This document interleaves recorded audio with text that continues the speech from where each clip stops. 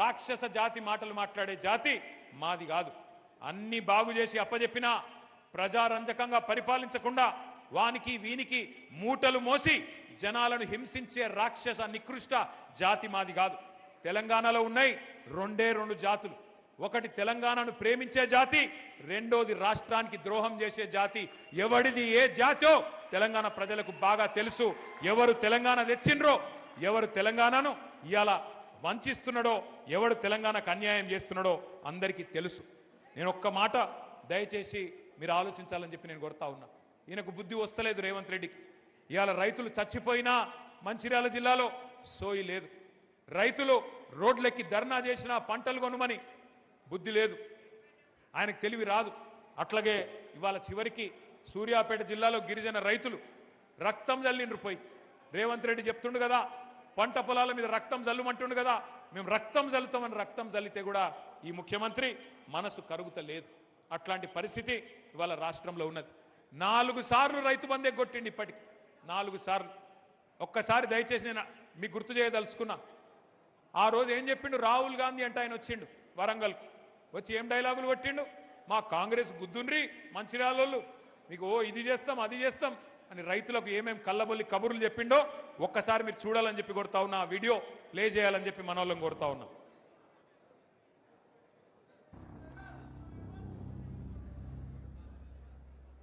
जैसे ही कांग्रेस पार्टी की यहां सरकार बनेगी वैसे 2 लाख रुपए का कर्जा माफ होगा और आपको सही एमएसपी मिलनी शुरू हो जाएगी। 15,000 रुपए प्रति एकड़ डायरेक्ट बेनिफिट हम किसानों को देने जा रहे हैं। ये सिर्फ एक डिक्लेरेशन नहीं है, ये किसानों के लिए कांग्रेस पार्टी की गारंटी है। ये खोखले शब्द नहीं है। पैडी को हम 2,500 रुपए में खरीदेंगे। పండించిన వరి పంటకి కనీస మద్దతు ధర అదనంగా బోనస్ ప్రకటించి 2,500 రూపాయల వరకు క్వింటల్ కి వరి ధాన్య కొనుగోలు చేస్తాం. కాంగ్రెస్ పార్టీ అధికారంలోకి వచ్చిన తక్షణమే రైతులకు ఏకకాలంలో 2 లక్షల రుణమాఫీ చేస్తాం. రెండవ డిక్లరేషన్ ఇందిరమ్మ రైతు భరోసా పథకం తెచ్చి భూమి కలిగిన రైతులకు, కౌలు రైతులకు ప్రతి ఎకరాకు ఏడాదికి 15,000 రూపాయల పెట్టుబడి సాయం అందిస్తాం. ఉపాధి హామీలో నమోదు చేసుకున్న భూమి లేని రైతు కూలీలకు ప్రతి ఏడాది 12,000 రూపాయల ఆర్థిక సహాయాన్ని అందిస్తాం. రైతులు పండించిన పంటలకు ఉదాహరణ వరి, పత్తి, మిర్చి, చెరుకు, పసుపు ఇలా అన్ని పంటలకు మెరుగైన గిట్టుబాటు ధర ఇచ్చి చివరి గింజ వరకు కాంగ్రెస్ పార్టీ కొనుగోలు చేస్తుంది. చెప్పినాయి రైతు డిక్లరేషన్ కాదు రైతు డిక్లరేషన్. 1 కాదు 2 కాదు 34 హామీలు ఇచ్చిండ్రు. నేను అడుగుతా మీరు చెప్పాలి దయచేసి. నేను అడుగుతా మీరు చెప్పండి. రైతు బంధు 15,000 పెంచుతామన్నారు, ఇచ్చిండ్రా? ఇచ్చిరా లేదా? కొద్దిగా గట్టిగా చెప్పాలి. ఇచ్చిండ్రా లేదా? 2 లక్షల రుణం మాఫీ చేస్తా అన్నాడు, చేసిండా? కౌలు రైతులకు రైతు బంధు ఇస్తా అన్నాడు, ఇచ్చిండా? రైతు కూలీలకు రైతు భరోసా ఇస్తాడు, ఆత్మీయ భరోసా ఇచ్చిండా? పత్తి, వరి, మిర్చి అన్నిటికీ బోనస్ ఇస్తా అన్నాడు, ఇచ్చిండా? చివరి గింజ దాకా కొంటా అన్నాడు, ఇచ్చిండా? కొంటుండా? 24 గంటల కరెంట్ ఇస్తుండా? మరి మంచిర్యాలలో మనకు తెలిసి వచ్చిందా మార్పు అంటే ఎట్లుంటుందో? గిట్లుంటది. మరి ఎట్లుంటది అంటే ఒక్కసారి ఆలోచన చేయండి. ఈ మధ్యలోనే ముఖ్యమంత్రి మన ఒక రైతులకే కాదు అన్ని వర్గాలకు హామీ ఇచ్చిండు. నేను పిల్లలకు 2 లక్షల ఉద్యోగాలు ఇస్తా మొదటి సంవత్సరం అని రాహుల్ గాంధీ డైలాగులు కొడితే, నిన్నగాక మొన్న యువ సంగ్రామ సదస్సు అని హైదరాబాద్లో వాళ్ళు ఎక్కడైతే మీటింగ్ పెట్టిరో మేము అక్కడనే పెట్టినాం. వరంగల్లో వాళ్ళు ఎక్కడైతే మీటింగ్ పెట్టినరో అక్కడనే పెట్టి రైతులను అడిగినాం. నిన్నగాక మొన్న పిల్లల్ని అడిగినాం 2 లక్షల ఉద్యోగాలు వచ్చినాయని. వాళ్ళైతే ఎట్లా మాట్లాడిరో మొన్న మీరు చూసే ఉంటారు. ఆడపిల్లలు ఎట్లా మాట్లాడిరో కూడా మీరు చూసే ఉంటారు. చూసినరా లేదా? ఎక్కడన్నా రేవంత్ రెడ్డి దొరికితే పొరపాటున పొట్టు పొట్టు కొట్టేటట్టున్నారు. గట్లాంటి పరిస్థితి ఉన్నది ఇలా రాష్ట్రంలో. నేను అందుకే నేను అంటా ఉన్నా, ఒకటి కాదు రెండు కాదు, రాష్ట్రంలో అందరినీ ముంచిండు, అందరినీ మోసం చేసిండు, ముసలోళ్ళని మోసం చేసిండు. కేసీఆర్ ముసలమ్మకో ముసలయ్యకో 2000 పెన్షన్ ఇస్తుండు. అక్క నవంబర్లో తీసుకుంటే 2000, అక్క డిసెంబర్లో అయితే 4000 అన్నడా లేదా? నవంబర్లో 2000, డిసెంబర్లో 4000. ఆ ఇంటికాడ బిచ్చపోలు అడుక్కుంటారు చూడు, అక్క అమ్మ అని అట్లా అడుక్కున్నాడు. ఆడుకుంటే నిజమేనేమో అని నమ్మి ఓట్లేసింది. 4000 అన్నాడు.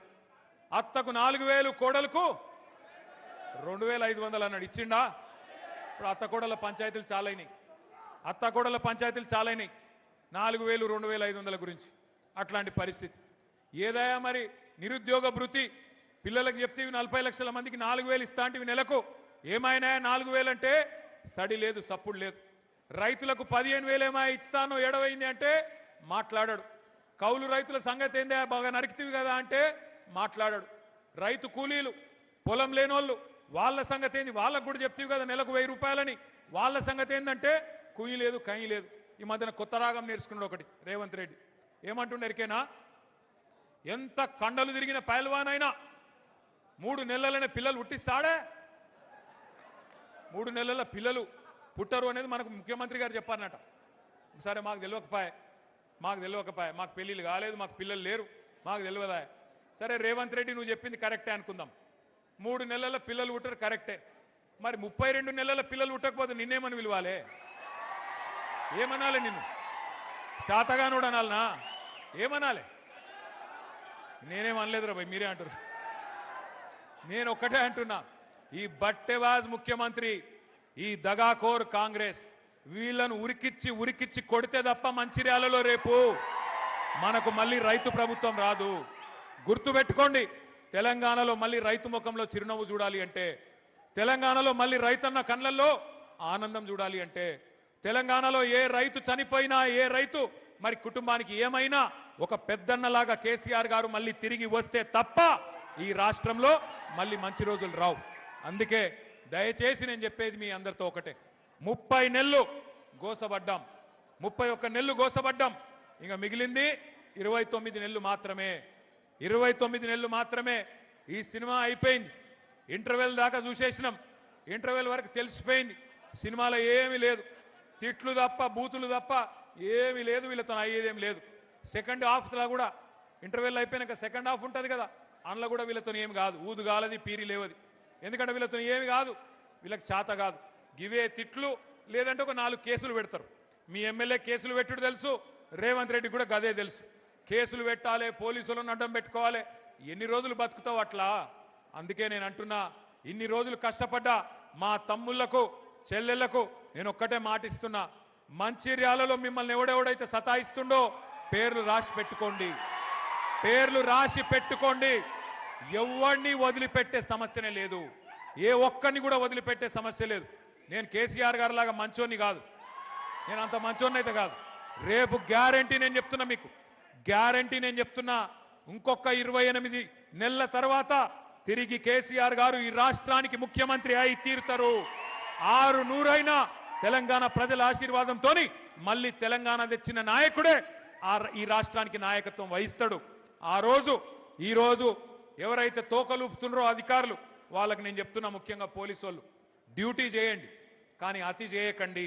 ఎవరెవరు అతి చేస్తుండ్రో గుర్తు పెట్టుకుంటాం, మిత్తితో సహా.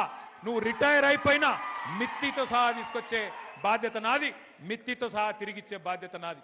ఒకవేళ మేము రిటైర్ అయిపోతున్నాం లేదా మేము పారిపోతామంటే 7 సముద్రాల అవతల దాక్కున్నా గుంజుకొచ్చి ప్రజల ముంగట నిలబెట్టే బాధ్యత నాది.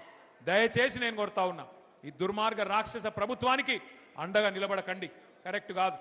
ఇవాళ ఉండే ఎమ్మెల్యే ఇవాళ ఉంటాడు, రేపు పోతాడు, కానీ ప్రజలు ఇక్కడనే ఉంటారు, రైతులు ఇక్కడనే ఉంటారు, మా తమ్ముళ్ళు ఇక్కడనే ఉంటారు, పోరాటం ఒడిచిపోదు. ఢిల్లీలో చూస్తున్నారు మీరు, ఎవరు పిలిచిండ్రా పిల్లల్ని?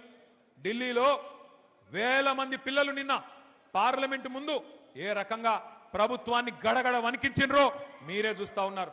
తెలంగాణను తిరిగి రెచ్చగొడితే ఉద్యమ సమయంలో ఎట్లయితే ఉడికిపోయిందో ఈ కాంగ్రెస్ ను బీజేపీని తరిమి కొట్టేదాకా మళ్ళీ కేసీఆర్ గారి నాయకత్వంలో ఉడుకు నెత్తురుతో ఉన్న మా తమ్ముళ్ళు, రక్తం సలసల మరుగుతున్న మా రైతులు తిరగబడితే ఒక్క నాయకుడు, ఒక్క ఎమ్మెల్యే, ఒక్క ఎమ్మెల్సీ కూడా మీరు ఊళ్ళల్లో తిరగలేరనే మాట కూడా నేను హెచ్చరిస్తూ, ఇకనైనా మంచిర్యాల ఎమ్మెల్యే గారు కూడా తన వరుస మార్చుకోవాలి, పద్ధతి మార్చుకోవాలి.